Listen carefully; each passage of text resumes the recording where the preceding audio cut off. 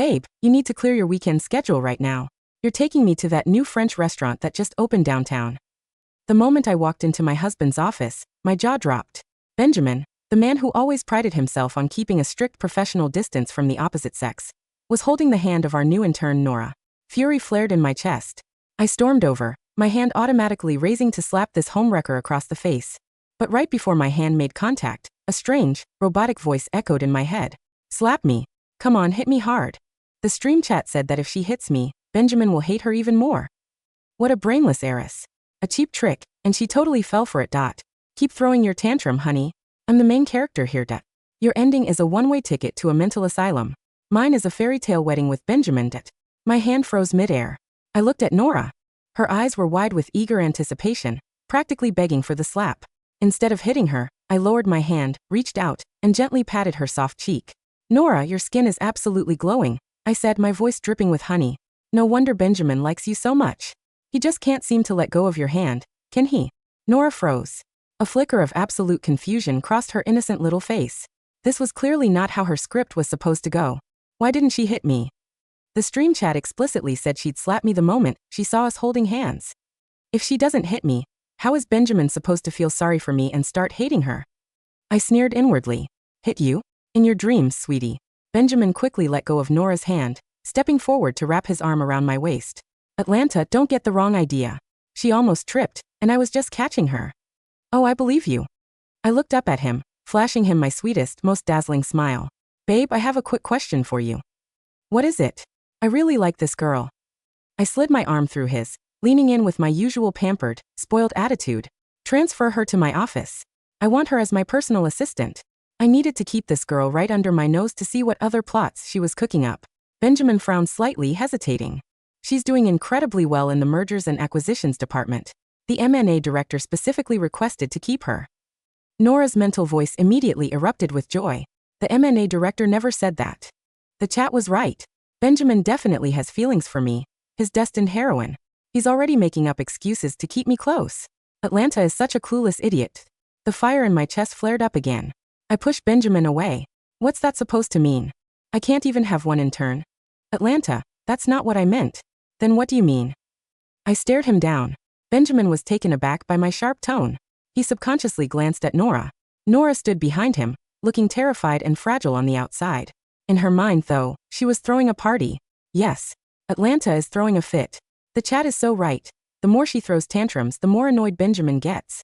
Benjamin just looked at me. He's worried about my feelings. His affection points just went up again.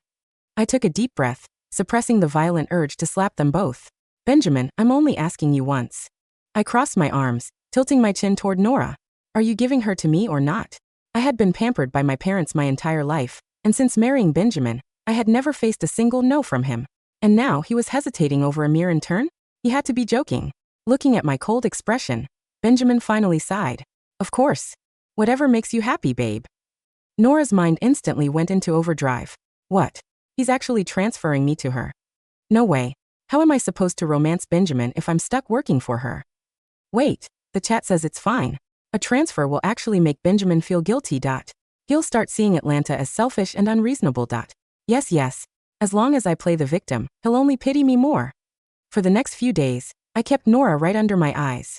But every single morning, the first thing she did wasn't reporting to me. She would sneak straight into Benjamin's office. Benjamin complimented my financial report today. He said it was better than the senior analyst's work. The chat says, affection points plus 10. At lunchtime, she would coincidentally run into Benjamin in the corporate cafeteria. He actually asked if I was eating alone and sat at my table. He said I have a great personality and a strong work ethic, unlike some rich girls who only know how to spend money. In the afternoon, when Benjamin came to my office to discuss business and saw Nora working overtime, he'd casually say, "Thanks for your hard work. Don't stay too late." He cares about me. The chat is so right. The more useless Atlanta is, the more my hard work stands out. Sitting at my desk, my grip on the fashion magazine tightened until the pages wrinkled. Technically, Benjamin hadn't crossed any lines. No hugs, no kisses, no suggestive texts. He probably genuinely believed he was just mentoring a capable, hardworking intern. But I had to sit there and listen to those mental updates, over and over again. Until one afternoon, when I went to his office to drop off some files. That was when I noticed something that made my blood run cold. The way Benjamin looked at Nora. It contained something unfamiliar to me. Admiration. And worse, tenderness. I decided to test him. The next day, Nora brought me a contract. The formatting was a total disaster, and she had used 3 different fonts. I snatched the folder, marched into Benjamin's office, and slammed it onto his desk. Look at this. Is this the capable intern you talked about? She can't even format a basic document. How did she even pass her internship review? Benjamin flipped through the pages, frowning slightly. But then he sighed. She's fresh out of college, Atlanta. There's no need to be so harsh. It's a basic document, Benjamin. She'll get better with practice. He dismissed it gently. He defended me again. The chat says Benjamin is officially getting sick of this spoiled heiress. Later that afternoon, I asked Nora to bring me a cup of coffee. When she brought it, it was barely warm, choked with milk, and sickeningly sweet. I took a sip right in front of her and spat it back into the cup. What is this garbage? Are you here to work or are you on vacation? Nora's eyes instantly welled with tears. She lowered her head, her voice trembling. I'm so sorry, Mrs. Jefferson. I'll make a fresh cup right away. Just endure it. The chat says the more she bullies me, the more cruel she looks to Benjamin. Right on cue, Benjamin walked in. Seeing Nora's red, tear-filled eyes, his frown deepened. Atlanta, it's just a cup of coffee. Is it really worth throwing a tantrum over? I looked up at him. She can't even remember my basic coffee order. You call that capable? She's only been here for a few days. Give her some time to adjust. Benjamin's voice carried a distinct edge of annoyance. Can you stop being so? He cut himself off, but I knew exactly what he wanted to say. Stop being so unreasonable. I let out a bitter laugh. I leaned back in my chair and waved my hand. Nora, get out. Nora glanced at Benjamin, then at me, and scurried out with her head low. Benjamin walked over, pulled up a chair, and sat beside me, softening his tone. Babe, what's wrong with you today? Nothing. You're clearly angry. He reached out to hold my hand, squeezing my fingers. Is this still about the other day? I already transferred Nora to you, didn't I? I stared at him. Did he truly not know what he was doing, or was he just playing dumb? Let me ask you something. I looked straight into his eyes. Do you honestly think she's better than me? Benjamin blinked, then chuckled. How can you even compare yourself to her? You're my wife. She's just an employee. I'm only helping her because she actually has potential. Outside the door, Nora was eavesdropping, her mind gloating triumphantly. He's definitely comparing us in his head. The chat says his affection points just went up again. I ignored the voice and kept my eyes locked on him. Then why don't you take Nora to our weekend date? I asked coldly. You two can talk about work the entire time. Benjamin sighed, pinching my cheek gently. What are you talking about? Of course I wouldn't go with her. My weekend belongs to you. A flicker of hope ignited in my chest. Atlanta is so gullible. She believes everything he says. But the chat already revealed the truth. Benjamin is going to cancel on her, claiming he's too busy, and then he's taking me out for my favorite Mexican food. The smile on my face froze. No, I told myself. Those voices might not be real. Nora's system could just be a delusion. On Friday afternoon, I put on my makeup and a brand new dress, waiting for Benjamin to finish work. At 5:30 p.m., my phone buzzed. Benjamin, an urgent business dinner came up tonight, babe. I can't make it. I'm so sorry. I promise I'll make it up to you next time. I stared at the screen, the bright light burning my eyes. I typed out a long reply, then deleted it all. In the end, I only sent, okay. The next day, I was scrolling through Instagram when I saw Nora's new post. There was no caption, just a single photo. A table full of Mexican food, and a man's hand sitting across from her. On his ring finger was the wedding band I had personally chosen for him. After that weekend, Benjamin seemed to realize I was being unusually cold. For the next few days, he came home strictly on time for dinner, and brought me expensive gifts. On Wednesday night, as we lay in bed, Benjamin wrapped his arms around me from behind. Babe, I have a 3-day business trip this weekend. It's a major project, very important. I nodded slowly. Okay. He leaned down to kiss the back of my neck. Be good. I'll bring you back something nice. The next morning, the moment I approached my office door, Nora's mental voice drifted out. The chat says Benjamin is taking me to Santorini, a luxury cliffside hotel, a sunset suite. That's the exact trip Atlanta has been begging him for 5 years. The chat is right. I am his true love. Atlanta is just a stepping stone on her way to the asylum. The coffee cup in my hand almost slipped. Santorini. That was the honeymoon trip Benjamin and I had promised each other when we got married. I had brought it up for 5 years. And for 5 years, he had always said he was too busy to wait next time. And now he was taking someone else. The moment I shut my office door, my hands began to tremble. At noon, I went into Benjamin's office. He was reviewing some documents. When he saw me, he smiled. What's up, babe? Miss me already? I sat down across from him, quietly observing the face I had loved for over a decade. Benjamin. My voice was barely a whisper. Do you remember you still owe me a trip? Benjamin paused, then smiled. Of course I do. Santorini, right? When are we going? Babe, I'm drowned in work right now. He walked over, gently stroking my hair. Once things quiet down, I'll take you. I promise, okay? Once things quiet down. Always the same excuse. I forced a smile and said nothing. I was done waiting. On Thursday they departed. Standing by the floor-to-ceiling window, I watched Benjamin's car pull out of the parking garage. Then, I unlocked my phone and texted my best friend Audrey. Can you recommend a divorce lawyer? The absolute best in the city. She replied instantly. Are you insane? I've never been more sane. Just send me the name.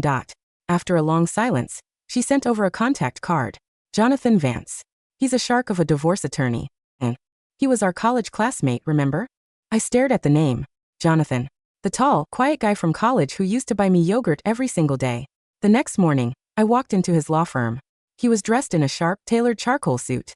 He looked much more mature and grounded than he had in college. He was handsome, but in a completely different way from Benjamin. After listening to my story, Jonathan didn't ask unnecessary questions. He simply said, I'll draft the paperwork. We will take him for everything he's worth. He paused, then added, It's on the house. Jonathan, I can pay. Back in college, when those street thugs cornered me to steal my money, you swung your skateboard and chased them off. I've remembered that for 10 years. He looked at me, tilting his head with a soft smile. You also told me back then that if it weren't for him, you would have chosen me.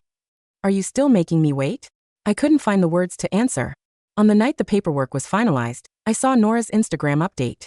Pictures of the blue dome churches of Santorini, the stunning Aegean sunset, and the infinity pool of a cliffside hotel. And the last photo was a shot of Benjamin from behind. He was standing on a white balcony, overlooking the deep blue sea.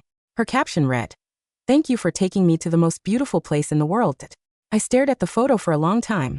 Then I opened my chat with Benjamin, sent him a PDF of the divorce papers, and added 2 words.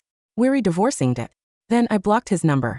The infinity pool of the Grace Hotel in Santorini was designed to blend seamlessly with the horizon, creating the illusion of a quiet, endless blue. Benjamin stood on the private terrace of the Sunset Suite, his linen shirt slightly damp from the salt mist rising from the caldera. In his hand his phone vibrated once. A soft, low buzz that shattered the rhythmic hum of the cicadas in the olive trees below. He slid the screen open. There was no angry paragraph. There were no missed calls. There was only a single, sterile PDF attachment titled Separation and Divorce Settlement Agreement, followed by 2 words. We're divorcing. Benjamin's brow furrowed. He tapped the call button. The number you have dialed is currently unavailable. Please try again later. A slow, cold prickle of irritation began to form at the base of his neck. He tried again. The same automated message answered him. She had blocked him. Benny. Nora stepped out onto the terrace, wearing a white silk cover-up that had been billed to the Jefferson Group's travel and entertainment account under the guise of an M&A client dinner. Her dark hair was damp, her eyes bright and wide, carrying that quiet, fragile innocence she always wore when she wanted to look like she needed protection. Is everything okay? She asked, her voice soft as a breath. The sunset is starting. The hotel concierge said the private yacht is ready for our dinner. In her mind, however, the robotic voice was throwing a party. Oh my God. She actually sent it. The stream chat is going absolutely wild. They're saying this is the ultimate turning point. Once the spoiled heiress signs the papers, the Smith Group will withdraw their investments, and Benjamin will have to rely on my financial models to save his company. His affection points are going to double when he realizes I'm the only one who can actually help him. Benjamin didn't look at her. He stared at his phone, his fingers typing a rapid message to his personal assistant in New York, only to find that the email bounced. Benny? Nora took a step closer, her hand reaching out to touch his arm. You look pale. Is it the M&A report? I can look at the numbers tonight if you're stressed. We're going back, Benjamin said, his voice flat, stripped of the warm, indulgent tone he had used with her since we arrived in Greece. Nora froze, her hand stopping inches from his sleeve. What? But, we just got here yesterday. The yacht tour is already paid for. I said we're going back, Nora, he repeated, turning to face her.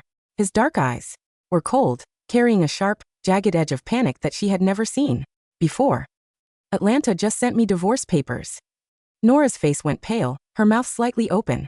On the inside, though, her system was screaming with excitement. Yes, it's working. He's panicked. The chat says, play the victim now. Tell him you'll leave so he can save his marriage.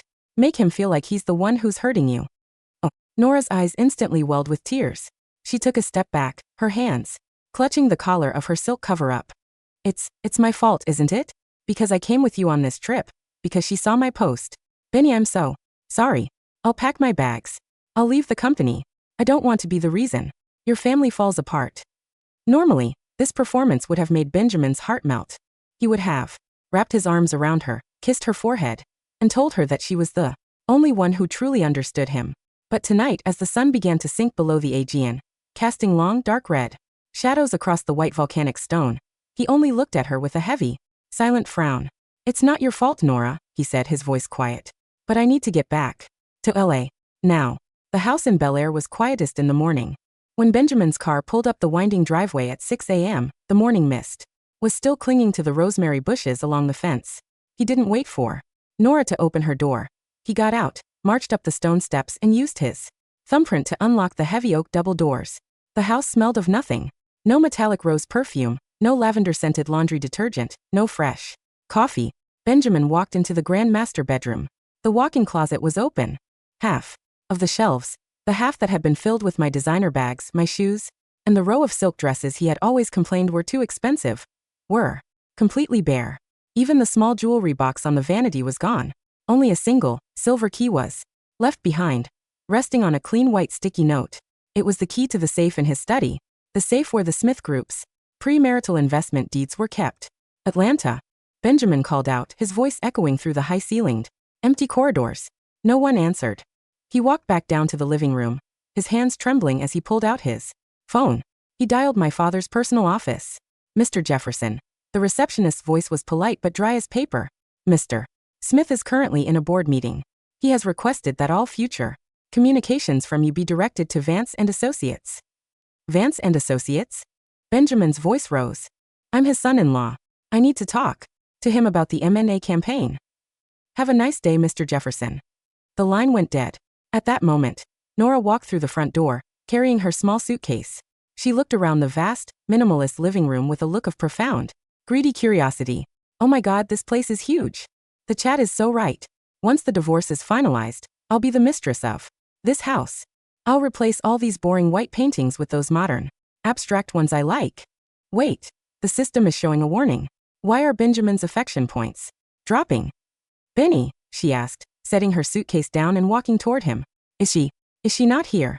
She cleared out her things, Benjamin said, his voice flat. He was staring at the marble coffee table, where a single, heavy blue folder was resting. It was a legal summons. Court of the State of California. Atlanta Smith versus Benjamin Jefferson. Subject: Petition for dissolution of marriage and forensic audit of corporate assets. At the bottom of the page, the signature of the attorney was written in a sharp, elegant cursive that made Benjamin's blood run cold. Jonathan Vance. The emergency board meeting of the Jefferson Group was called for 10 a.m. on Monday. The atmosphere in the boardroom was icy. The 6 directors, men who had previously smiled and bowed to Benjamin because of his marriage to the Smith heiress, were sitting in silence, their eyes fixed on the financial terminals in front of them. Benjamin sat at the head of the long mahogany table, his tie slightly loose, his face pale. Benjamin, the senior director, an older man named Mr. Harrison, said, his voice carrying a heavy, dry authority. The Smith Group has officially initiated a quiet withdrawal of their commercial paper. We've lost 40% of our short-term liquidity in 48 hours. It's a tactical move, Benjamin said, his voice rising, trying to regain control of the room. They're trying to pressure us because of a personal dispute. Once the M&A deal with the Northern Port is finalized next week, our valuation will double. We won't need the Smith capital. And who is going to finalize the M&A deal, Benjamin? The door to the boardroom opened. I walked in. I was wearing a bespoke, midnight blue suit from Savile Row, my hair tied back in a neat, elegant knot. Behind me walked Jonathan Vance, carrying a leather briefcase that looked like it had seen 3 decades of corporate warfare, and my father, Richard Smith, who took his seat at the center of the table with a cold, slow nod to the other directors. Atlanta, Benjamin said, half rising from his chair. This is a corporate board meeting. If you have a personal issue, we should discuss it in private. It's not a personal issue, Mr. Jefferson, Jonathan said, stepping forward and opening his briefcase. He laid a thick stack of documents in front of each board member. We are here today on behalf of the Smith Group, which holds 52% of the voting shares of the Jefferson Group, Jonathan said, his voice clear, calm, and carrying the quiet, absolute authority of his name. We are introducing a motion to suspend Benjamin Jefferson from his position as CEO, pending a full forensic audit of the corporate accounts. On what grounds? Benjamin hissed, his knuckles turning white against the mahogany table. Embezzlement, corporate fraud, and breach of fiduciary duty, Jonathan said. He slid a document toward Benjamin. Over the last 6 months, Mr. Jefferson has authorized the transfer of $70,000 of corporate M&A funds to a private travel account. These funds were used to purchase 2 first-class tickets to Santorini, a sunset suite at the Grace Hotel, and a private yacht charter. Jonathan looked at Benjamin, a thin, sharp smile appearing on his face. The travel companion listed on the tickets was not a client, Your Honor. Sorry, Mr. Jefferson, but an intern named Nora Taylor. I believe she is currently sitting in your M&A department. The board members gasped. Several of them looked away from Benjamin, their faces filled with disgust. It was a business expense. Benjamin lied, his voice cracking with panic. Nora is a key analyst on the Northern Port project. I needed her on-site to review the physical assets. Nora Taylor has only been with the company for 3 weeks, Benjamin. My father, Richard, said, his voice like cold stone. She doesn't even have a security clearance to view the port logistics. You took her to Santorini because you thought my daughter was too stupid to look at the corporate credit card statements. He stood up, looking down at his son-in-law. The motion to suspend is approved. You have 10 minutes to clear your desk. Benjamin. Outside the boardroom, the corridor was quiet, but Nora's mind was in a state of absolute, high-voltage chaos. She was standing by the glass partition of my office, her hands shaking as she stared at her phone. Error. Affection points dropping. Warning. Target status has changed from elite CEO to suspected felon. The stream chat is screaming. They're saying the M&A project was a trap. The tax subsidies she modeled was actually a green zone tax evasion scheme that my name is signed to. Atlanta, what is she doing? Why is her name on the legal filing as the plaintiff? She's supposed to be in the asylum by now. I walked out of the boardroom, my heels clicking a slow, steady rhythm against the concrete floor. Jonathan walked beside me, his hand resting gently on my shoulder. Atlanta, Nora cried, running toward me, her voice losing all its fragile, sweet polish. Atlanta, please. You have to tell them the Santorini trip was a mistake. I didn't want to go. Benjamin was the one who forced me. He told me if I didn't go, he'd terminate my internship. I stopped. I looked at her smudged eyeliner, her wrinkled blouse, and the sheer, ugly panic twisting her face. For the first time since this whole nightmare began, her internal system went completely silent, replaced by a low, rhythmic statics like a radio searching for a signal that was no longer there. The system is shutting down. The chat is leaving. They're saying the host is too weak. They're calling me a loser. No, please, don't leave me. The system doesn't have a backup plan for reality, does it, Nora? I asked, my voice barely a whisper. Nora's eyes widened, her mouth opening in a silent, terrified gasp. You can hear. I heard every single word, I said, leaning in, my voice dripping with the quiet, cold authority she had spent weeks trying to destroy. I heard you call me an idiot. I heard you call me a stepping stone. And I heard your little chat tell you that I'd end up in an asylum. I tapped her cheek, gently, the same way I had on the first day in Benjamin's office. But in the real world, Nora, the main character, is the one who owns the building. And right now, you're trespassing.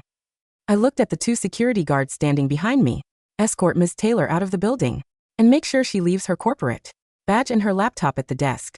Yes, Mrs. Jefferson, the guard said, grabbing her arm. It's Ms.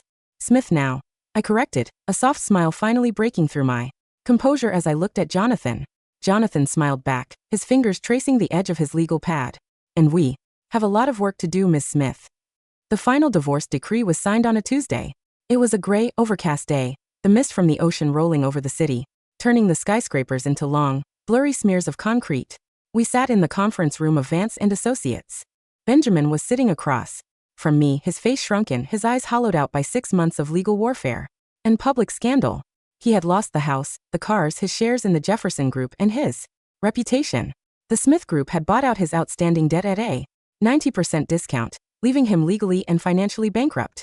He didn't look like the proud, strict CEO who had prided himself on his professional distance. He looked like an empty shell, his linen suit hanging loose and wrinkled on his frame. Atlanta, he said, his voice a dry, rattling whisper as he picked up the pen to sign the final page. We were together for 10 years. 10 years. How could you just destroy me like this? Over a trip? Over a few business dinners? I didn't destroy you, Benjamin, I said, keeping my hands folded in my lap, my voice as calm as the sea. You built a house of sand, and you were surprised when the tide came in. You thought because I was quiet, because I was pampered, I would never look at the books. You thought because you were the husband, you could treat my love like a resource to be spent on someone else. I stood up, not waiting for him to finish his tears. The pen is yours, Benjamin, I said, walking toward the door. Keep it. It's the only thing in this room you can actually afford. Jonathan opened the door for me, his hand resting gently on my back as we stepped out into the bright, clean light of the lobby. Where are we going? He asked, a warm, genuine smile breaking through his professional mask. I looked out the window at the city skyline, the mist finally beginning to clear, leaving a wide, endless blue sky. Santorini, I said. But this time, we're taking the stairs. Jonathan laughed, his eyes shining with a quiet, beautiful warmth. I've been waiting 10 years for that trip. We walked out of the building together, hand in hand, leaving the shadows of the past behind us, ready for the endlessly beautiful horizon ahead.